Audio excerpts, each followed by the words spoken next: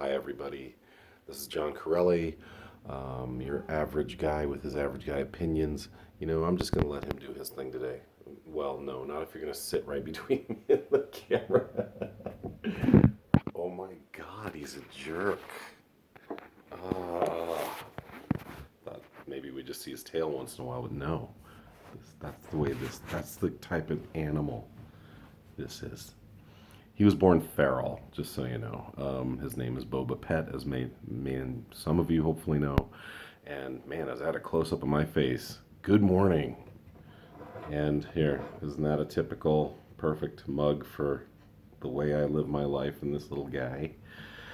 Oh, hey, don't paw at me. Sorry. It's a little early. Maybe I might not post this video if it ends up too lame. But what I really wanted to talk about before this cat so rudely interrupted me.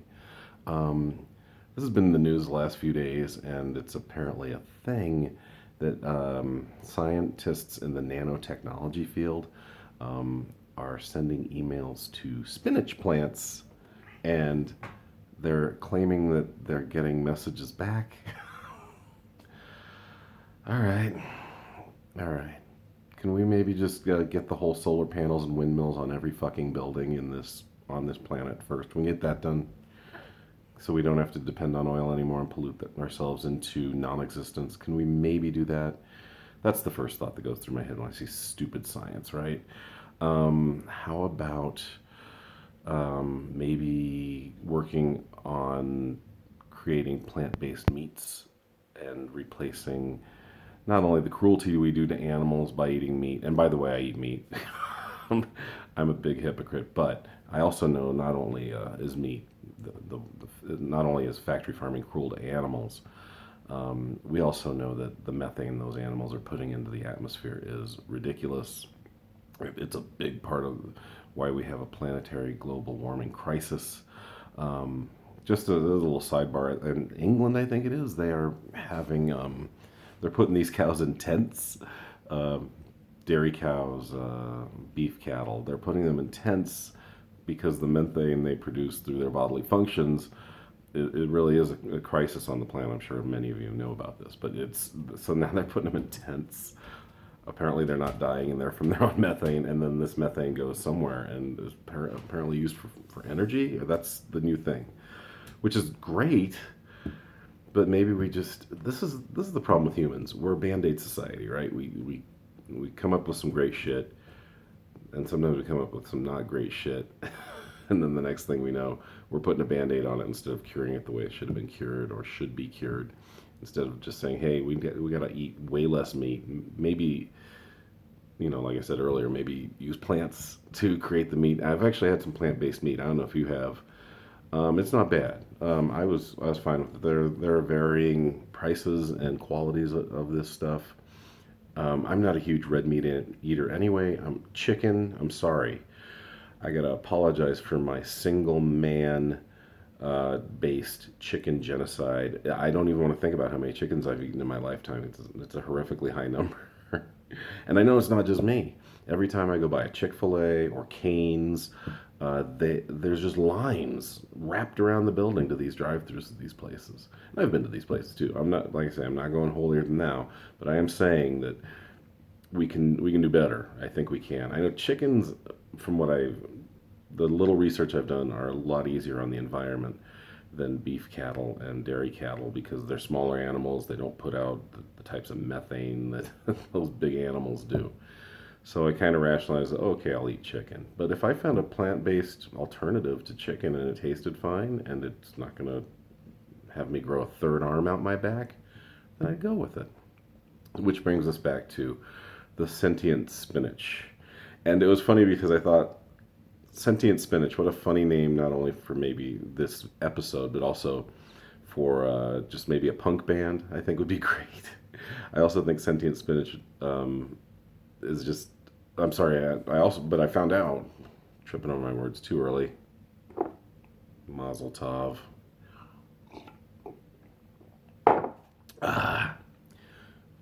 Sentient Spinach is actually, I believe, a podcast, because I was looking it up just to do a little research for this. And I babbled for 5 minutes and haven't really talked about it. But basically goes back to the way I feel about innovation and inventions and what we're doing and why are we doing it? Why would anybody care? Okay, fine. Plants are sentient now. Now we got to think about how it feels when we eat them. I'm already having moral, dilemma with eating animals. But now you can tell me I can't eat. What am I supposed to eat? Air? What? Wool coats? What can I eat? Hair? What am I allowed to eat now that I don't have to feel like shit for? Can I eat plant leaves after they die, or do they have a soul and maybe go back into the tree? What the fuck? This is dumb. All I'm saying is, why are we putting any scientific energy into some of the shit we do? We have robots. We have robots we can fuck. You know that we have robots. They showed this guy in Japan. This is years ago. Who knows how perfected it is at this point? This guy's he's fucking a robot, and it's realistic enough to him that he comes. It's disgusting. I didn't watch the whole video, but it was enough just to see a guy humping a robot for a minute. So if we've got robots that can fuck, why don't we have robots just building a clean planet? Why don't we have robots work on every roof right now, putting a solar panel on every roof, putting a windmill on every roof? That would instantly probably solve our global warming crisis. Why don't we have robots, instead of me having to separate my recyclables from my trash, why don't we have a robot do that? That'd be very simple. I had a friend tell me, oh no, they can't do that. You know what? If you can make a guy come, you can certainly separate tin and paper and garbage and compostables. A robot can do that. Don't tell me you can make a guy jizz. You can't. Sorry, I don't know. Like I said, I don't know if I should post this video or not. It's kind of going off the rails a little bit. I thought I'd have more to say about sentient spinach, but I think it pretty much speaks for itself. Okay, great. Plants can receive emails and apparently send them back. What are they saying? What are they saying? Have a lettuce salad, please. Spinach salads are way overrated. They're just trying to talk us out of eating them. Yeah, Popeye is an asshole. I don't. What are they saying, and why are they? Why? Come on. Photosynthesis rocks. I don't know what. What would a fucking plant tell me? And would I threaten it in return? This plant. Whoa. Yeah. See. And why would I want to kill a plant when I can kill this little guy? Yeah, you. Yeah, moving your tail out of the way. You paw at me, you're going to... Oh. Hey, stop it. Sorry, a little distracted. Sentient spinach. Where was I when I was so rudely interrupted? Yeah, I mean, what would they tell us? And how could they be threatening to me? You fuck with me, I'm just gonna rip you out with it by your roots. What are you gonna do? You gonna call your friend Mr. Pine Tree to fall on me? What are you gonna do? What are you gonna do? You're gonna call your friend Kudzu to grow a foot a day in the south, and make it all the way here to Colorado and strangle me with his vines? What you gonna do, spinach? Bring it on, spinach. Spinach is my bitch. Spinach bitch. I don't know. Like I say, I think I'll post this anyway because it's so stupid. And sometimes videos are stupid. I think most of mine at least try to bring some modicum of maybe not even intelligence, but at least thought. I haven't done that today. I'm a little bit giddy because last night we had another successful comedy show at the Mercury Cafe. We made some money for 350.org, which is working on fighting global warming. So that's cool. And then at the end of the show, I was like semi-hit on by women half my age. I think if it weren't time of COVID, I might have had a shot. But I don't want to have sex with women half my age because it's creepy because their dads are my age. So no, I'm not going to do that. But it was really nice. The three of them was like, you were the best. They were like fawning over me. It was weird. Now I know how like comics at top level must feel sometimes. It was like I had a good set. I opened the show well and I thought I hosted pretty well. But I was not expecting women to just come up to me after the show and go, oh my God, you were so great. Man, you were the funniest by far. I was like, Jesus Christ. All right, thank you, ladies. And damn, where were you 26 years ago? They were babies. So that thought has to enter my head for me not to do anything stupid. And maybe they were just being nice.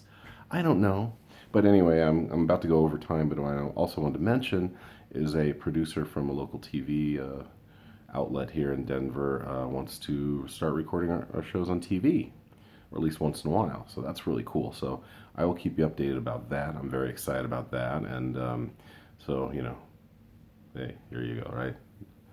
Maybe drop 30 pounds. Maybe I'd look sort of like Jon Stewart on a bad day.